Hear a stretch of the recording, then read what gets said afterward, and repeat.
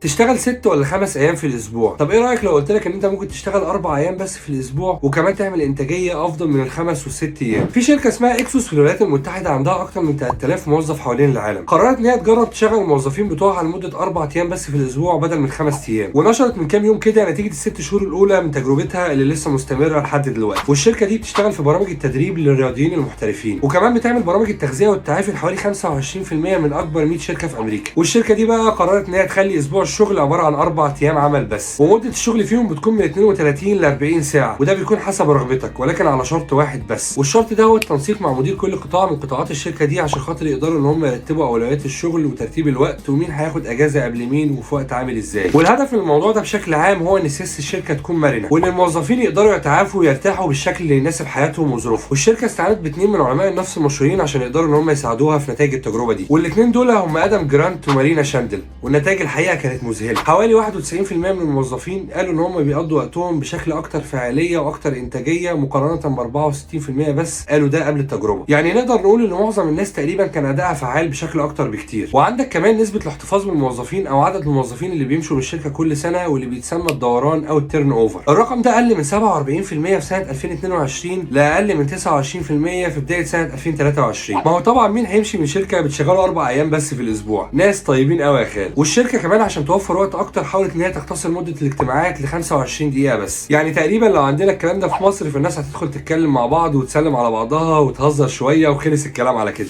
هتضغي؟ هتضغي انا تعبان. هتضغي؟ هتضغي انا تعبان.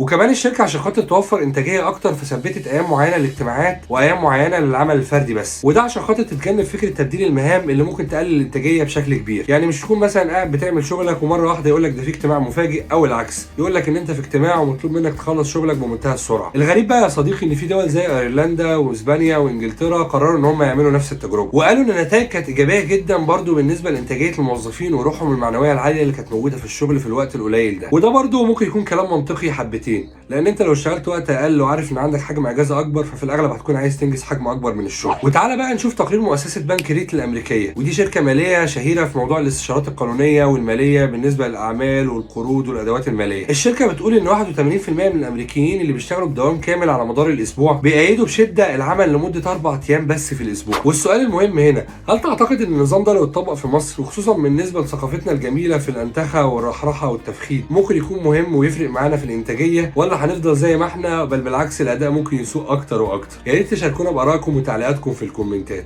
وشكرا جزيلا ليكم. السلام عليكم.